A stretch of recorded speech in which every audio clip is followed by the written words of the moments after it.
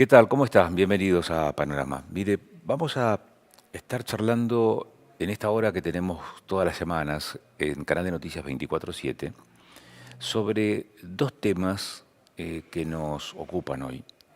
Uno está relacionado con la concesión del Cerro Chapelco, un proceso licitatorio que está en marcha para adjudicarle la concesión a el grupo empresario que se haga cargo por los próximos 20-25 años del principal destino turístico con reconocimiento internacional que tiene la provincia de Neuquén, como es San Martín de los Andes, y el complejo invernal Chapelco.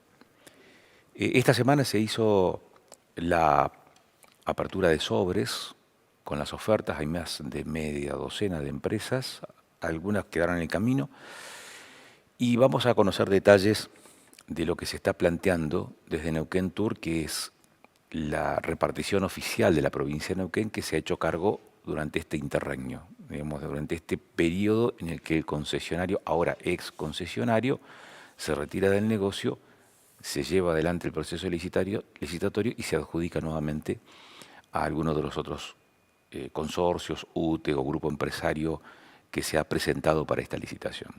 Estamos hablando de un negocio importante en términos monetarios, pero también de dinamización de la economía local. Y el otro tema, sobre el cual vamos a charlar en segundos, nada más, tiene que ver con la reforma del Código Procesal Penal de Neuquén, en donde lo que se incorpora es algo que se estuvo discutiendo a nivel nacional, pero aquí, a nivel de distrito, se implementa lo que se conoce en el ámbito del derecho, en el ámbito abogadil, como la reiterancia. No la reincidencia, la reiterancia. Y de ese tema hablaremos con Damián Canuto, legislador del PRO.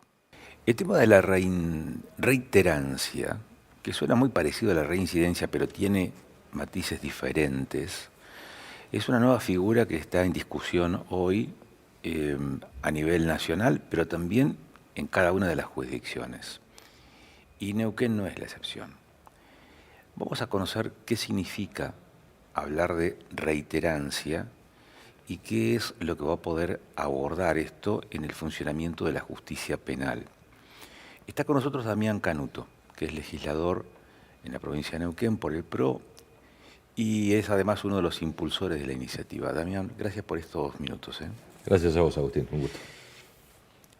Te pido una intervención pedagógica. Distinguime reiterancia de reincidencia. Bien. La reiterancia es ante todo una figura o un instituto que es procesal penal que permite, dadas determinadas condiciones objetivas, disponer la prisión preventiva de una persona, de un sujeto que está inmerso en un proceso penal.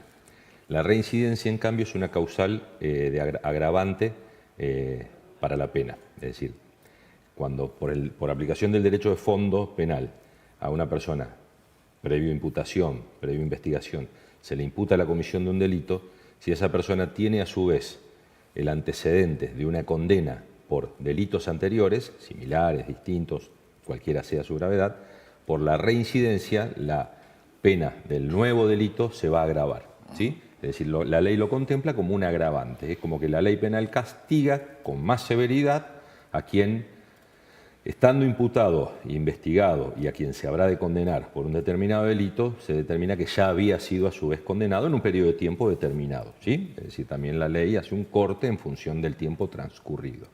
La reiterancia, en cambio, lo que describe es, como decía, una condición objetiva. ¿Cuál es? La de una persona que, no estando condenada todavía, está investigada por dos o más delitos.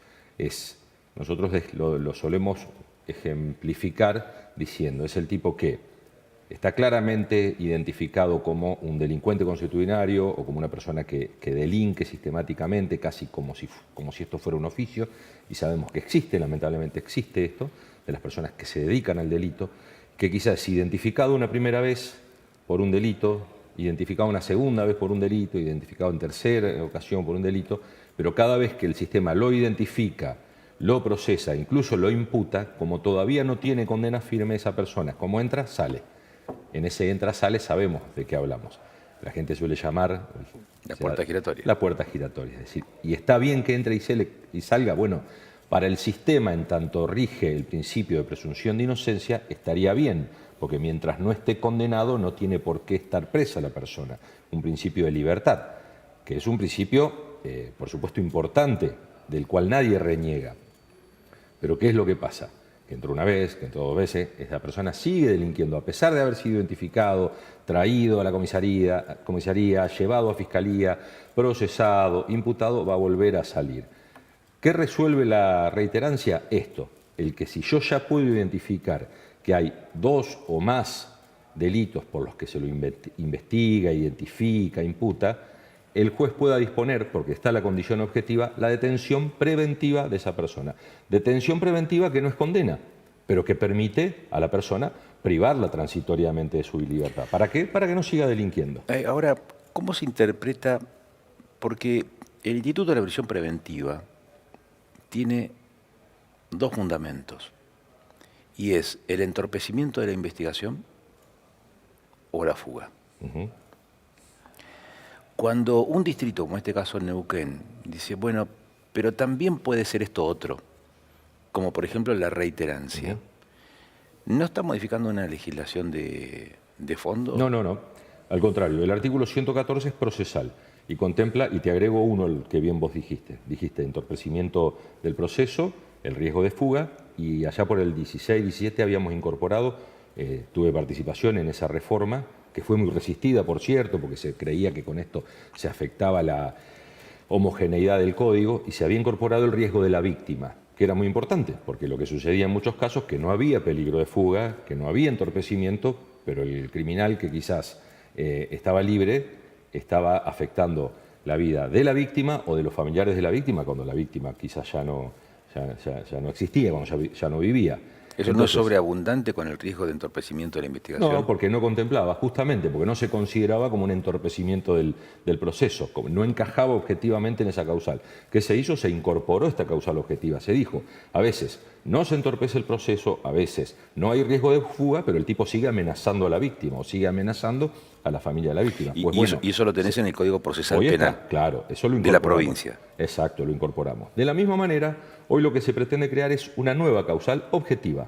Quizá la persona no importa riesgo de fuga, quizá la persona no entorpece el proceso, quizá la persona no está amenazando a la víctima ni a sus familiares, pero está delinquiendo sistemáticamente. Es decir, sale todos los días a delinquir. Lo detuviste una vez, lo soltaste porque no hay una condena, porque no hay alguna de estas 3 causales que acabo de enumerar, y sigue delinquiendo. Pues si se da esa causal objetiva de que la persona sigue delinquiendo, que cometió 2, 3 más delitos, que una vez que vos la puedas identificar, con 2 sería suficiente, que el fiscal pueda decir, mira, si a este tipo ya lo detuvimos una vez, lo volvemos a detener.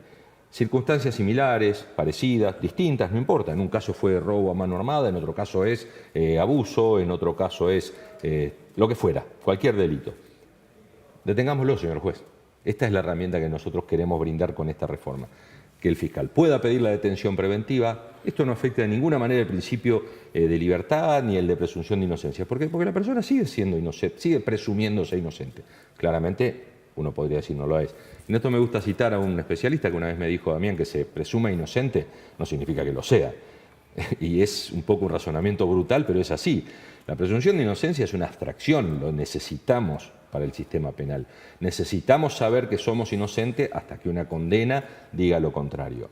Ahora, que la presunción me diga que es inocente no significa que la persona per se lo sea. Por lo tanto, si claramente tengo indicios de que delinque y va a seguir delinquiendo, el juez tiene que poder detenerlo. ¿Y para qué lo detiene? ¿Por el peligro de fuga? No. ¿Por el entorpecimiento del proceso? No. Porque va a seguir delinquiendo. Porque lo más probable es que siga delinquiendo. Tenemos un proceso que es ágil, tenemos un proceso que es bueno, que es moderno. Entonces, están dadas las garantías para que la persona pueda quedar debidamente resguardada, su proceso va a ser rápido, su proceso va a ser eficiente. Ahora, que lo detengan, porque si sabemos que es un delincuente consuetudinario, que lo detengan porque va a seguir delinquiendo 1, 2, 10 veces mientras sus 9 previos procesos estén en curso. Esto responde, digamos, a números objetivos de cómo está funcionando la justicia, o responde al clamor social de que no puede existir más la puerta giratoria? Creo que un poco de ambas. Me parece que yo por ahí no tengo una estadística ahora precisa de cuáles son los casos en los que esto sucede. Si fuera uno solo, me parece que la herramienta es eficiente. Es decir, si hubiera un solo caso, y creo que no es así, estoy siendo descriptivo nomás. Si hubiera un solo caso que amerita esto, me parece que la ley tiene que contemplarlo como figura. También existe un reclamo, es indudable que existe un reclamo social por la puerta giratoria. Y acá se corresponde, está bueno que lo mencionemos porque esta es la herramienta que soluciona aquel problema. La puerta giratoria o la llamada puerta giratoria no es otra cosa que eso, el ingreso y automático egreso del sujeto que, identificado, imputado, no está todavía condenado. Entonces, y eso existe como reclamo social. Y no es un reclamo de clase, no es un reclamo de determinados sectores sociales. Porque el problema de la criminalidad no es un problema de los ricos, es un problema de los barrios más humildes que se ven afectados a veces por tener que convivir con el ampón que está todo el tiempo mostrándoles a los vecinos decentes, trabajadores, que puede hacer lo que quiere y que no tiene consecuencias. Entonces son los sectores más marginados socialmente los que más sufren a veces el delito y la criminalidad. Esos sectores tienen que tener la tranquilidad de que si conviven forzosamente con el delincuente, que sepan que no se la va a llevar siempre de arriba, que no es que lo van a detener a las 2 de la madrugada y a las 3 de la tarde del día siguiente lo van a tener de vuelta en la vereda, jactándose de que no pasa nada. Ese problema existe y ese problema merece una respuesta, Agustín. Merece la respuesta de la legislación, justamente, de que no falte esta herramienta. Después, cómo la aplique un juez, bueno, estará por verse también. Estará por verse si los jueces acatan el procedimiento y dicen esto lo tengo que disponer porque es la ley. Yo no tengo duda que lo van a hacer. Estando en la herramienta lo van a hacer. Es un argumento para el juez para disponer la prisión preventiva. Claro. Es una herramienta, es un argumento. Para que no me diga que no lo puede detener. ¿Esto vale para todo tipo de delitos o para algunos delitos? Digo, porque se mencionan muchos delitos contra la propiedad. Delitos culposos quedan fuera, los delitos culposos, pero después todo tipo de delitos. El delito contra la propiedad es un delito. La forma en que se configura un delito contra la propiedad puede ser un delito grave, por la forma, la violencia que se ejerza, en muchos casos quizás sin uso de armas, pero hay delitos contra la propiedad para los cuales se violenta de manera tal la privacidad, incluso la integridad, la psicología de la gente que se ve afectada por una irrupción en su casa, que es un delito grave. Todos los delitos en tanto no sean culpables, es decir, culposos, perdón. Los delitos culposos dejamos de lado, por lo tanto, lo que en el común de la gente se entiende, ¿cuáles son? Los que se provocan con accidentes de tránsito, por ejemplo. En tanto en cuanto no exista el dolo eventual, que ya es una figura intermedia que contempla el derecho penal de fondo y que prevé la posibilidad de que la persona que maneja de manera desaprensiva, que lo hace con un desapego total por el resguardo de la vida, de la integridad de su semejante, pueda provocarle daños o la muerte, que en muchos casos ahí se contempla el dolo eventual, que obviamente es agravante de la manera de imputación. Cuando hay dolo eventual, porque el derecho lo establece, porque el caso lo contempla, bueno, la persona si estuviera imputada por 2 o más delitos de dolo eventual, también podría quedar detenida, ¿no es cierto? ¿Hay consenso para esto? Espero que sí. Nosotros lo hemos conversado. ¿Por qué espero? O sea, porque hay gente que dice que no. Hay muchos pruritos en torno a esto. Hay algunos pruritos en torno a pensar que se afecta la sacralidad del código, que el código es un código bueno, que no tengo duda que el código es un código bueno y moderno, pero que toda reforma implica a veces afectarlo. Creo que no es así. Te mencionaba el caso anterior de cuando hace algunos años incorporamos la otra causal, que era la del daño a la víctima. Creo que los códigos tienen que ser dinámicos porque si no, como bien vos sabrás, se cristalizan, es decir, se ponen tan rígidos que no responden a la realidad dinámica de la sociedad que es cada vez más rápida. Por ese lado hay como te digo, reparos, pruritos que no me parece que sean acertados. Me parece que toda reforma que responda a una necesidad nueva, sobreviniente y a un reclamo, tiene que atenderse por lo menos. Y también hay cuestionamientos que tienen que ver con la cuestión de la política carcelaria, ¿sí? Que también son atendibles, pero que en modo alguno tienen que significar un obstáculo para la resolución de esto. Casualmente te iba a consultar por ese tema, porque quizás excede la función legislativa o la tarea dentro de del Parlamento, pero hay una cuestión que es real. Aquí le das un argumento al magistrado para que diga, bueno, puedo disponer de la prisión preventiva en este tipo de casos, además de lo que ya estaban establecidos. Pero te encontrás con otra situación, y es que a veces ni siquiera hay condenas con sentencias, una sentencia condenatoria, mucho menos un instituto como es la prisión preventiva, porque no hay cómo materializar esto. Cuando uno incorpora una reforma de estas características, dice, bueno, se presupone que ahora, con esta nueva herramienta, puede haber más gente privada de libertad. Pero la institución carcelaria sigue estando estanca. Entonces, ¿en qué quedamos? A mí me parece que no es correcto ese razonamiento de quienes lo imponen. Hay muchas asociaciones intermedias que dicen, no podés ordenar más detenciones porque no hay dónde meter a los presos. A ver, yo la detención no la ordeno porque tengo dónde meterlo. Porque con ese criterio, si construyo petit hotel para los presos, los tengo que detener. No, si no hay causal de detención, no. Yo lo tengo que detener porque la persona delinque, lo tengo que detener porque la ley me dice que lo tengo que detener porque es un delincuente constitucionario. Después viene el otro problema de dónde meterlo. Eso sería al revés, eso sería al revés, que vos tengas digamos, una capacidad de alojamiento de determinada cantidad de gente y tengas un nivel de delito que a lo mejor no colma esa capacidad. Pero ahí lo que tenés es la capacidad saturada. Bueno, justamente, yo a la persona la tengo que detener. Este problema pretende resolver la reiterancia. Si después, porque establezco la regla de la reiterancia y porque existen más detenciones, se agrava el problema carcelario, pues bueno, abordemos también simultáneamente el problema de la población carcelaria y de las condiciones de detención. Pero a mí no me puede aquel problema, el de las condiciones de detención, obstaculizar o impedir la aplicación de la ley penal y de la persecución penal del delito. El delito se tiene que perseguir. Sobreviniente es el problema de la población carcelaria. ¿Cuáles son las soluciones? Bueno, en muchos casos no hay mucha vuelta que darle. Lo que se razona es construcción de más cárceles, ampliación de las cárceles, mejoramiento incluso de las condiciones. Para eso nosotros también estamos de acuerdo y de hecho por eso hemos apoyado, por ejemplo, las leyes de emergencia que buscan la ampliación carcelaria. Ahora, no sea cuestión de que un problema se anteponga al otro. No me pueden decir que no puedo detener a la persona que comete los delitos porque el juez va a tener el problema de dónde alojarlo. Y hago una pregunta muy coloquial, o en términos muy coloquiales.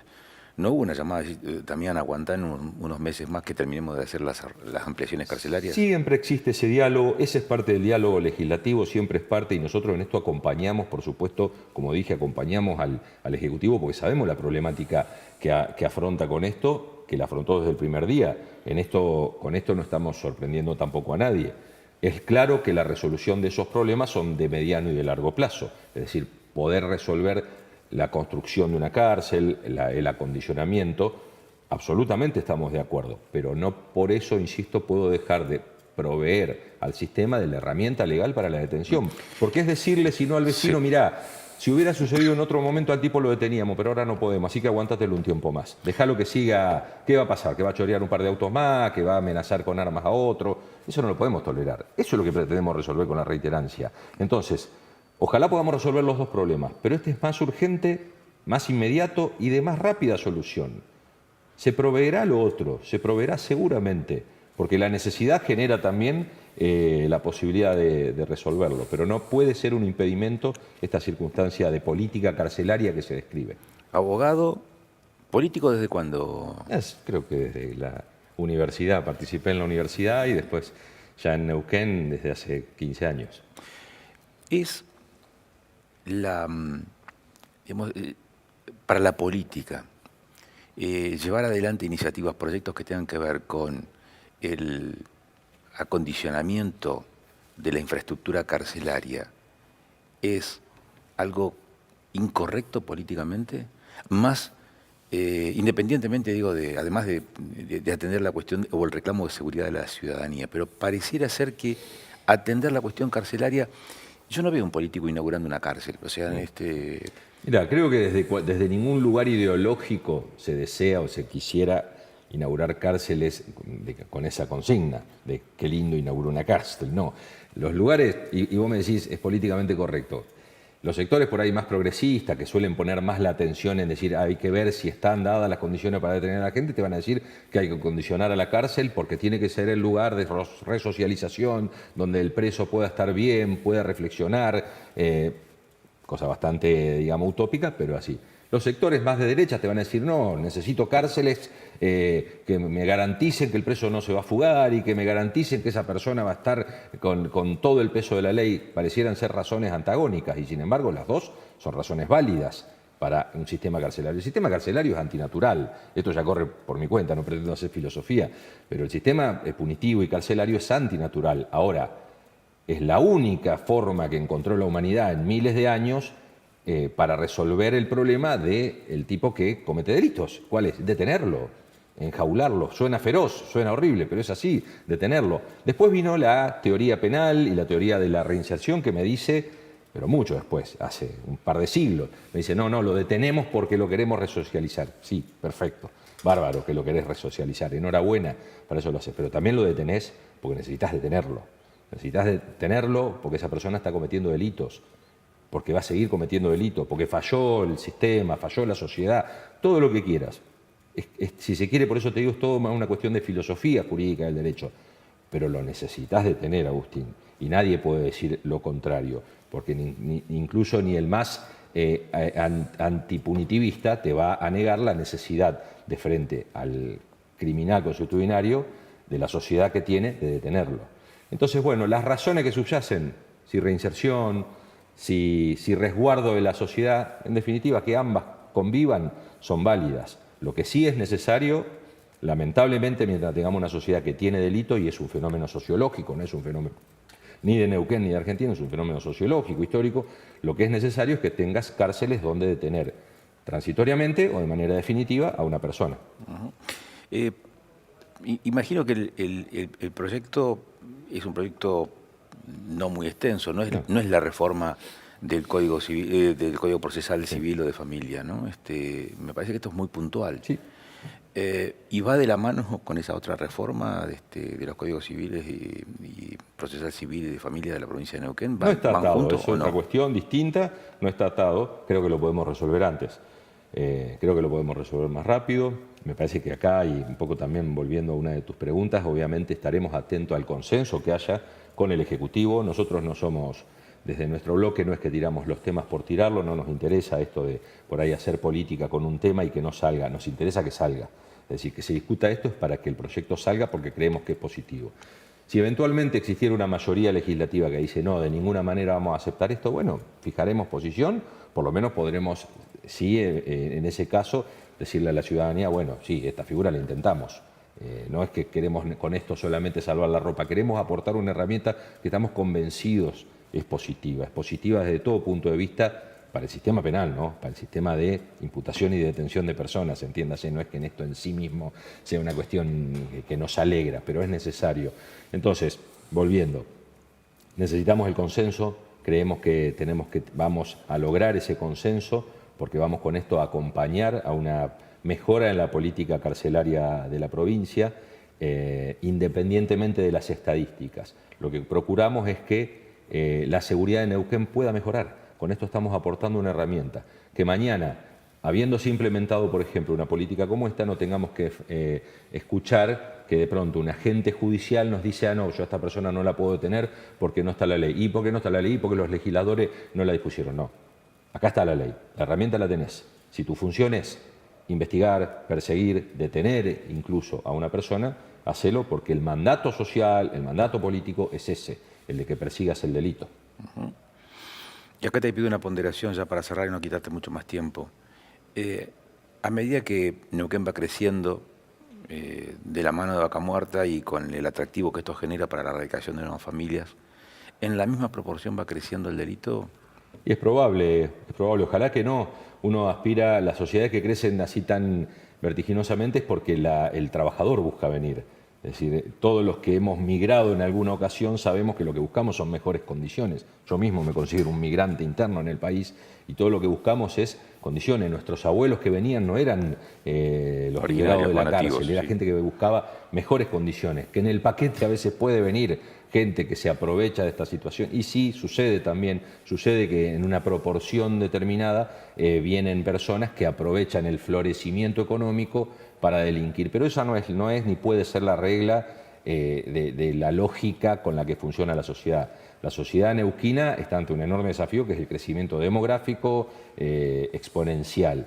Y ese crecimiento demográfico no solo nos plantea el dilema de la seguridad, también el de la salud. El gobernador habla todo el tiempo de la necesidad que tenemos de poner la atención en el reclamo, en la demanda social que vamos a tener en unos años, en cuestión habitacional, en cuestión de salud, porque a veces se cree que es solamente mantener el statu quo. ¿Y qué vamos a hacer cuando tengamos, en cuestión de quizá 10 años, un 15, un 20% más de población? ¿Dónde vamos a poner, por ejemplo, o dónde vamos a ubicar, o qué escuela va a estar en condiciones de otorgarle matrícula a los chicos? Entonces ahí hay un enorme desafío que el gobernador, por ejemplo, está enfrentando a partir de proyectar el crecimiento. Y bueno, en ese paquete entra también, necesito construir 50 escuelas más, y es posible que quizá necesite también construir centros de detención, por ejemplo, como puede ser una cárcel. Bueno, por ahí estamos hablando, cuando hablamos de construir una cárcel, de esto que vos decías, siempre tiene una connotación negativa. Pero hay que prever las condiciones de detención, porque está dentro de las variables que te va a presentar el crecimiento demográfico. Gracias por estos minutos, Damián. No, a vos, Agustín, siempre un gusto. Bueno.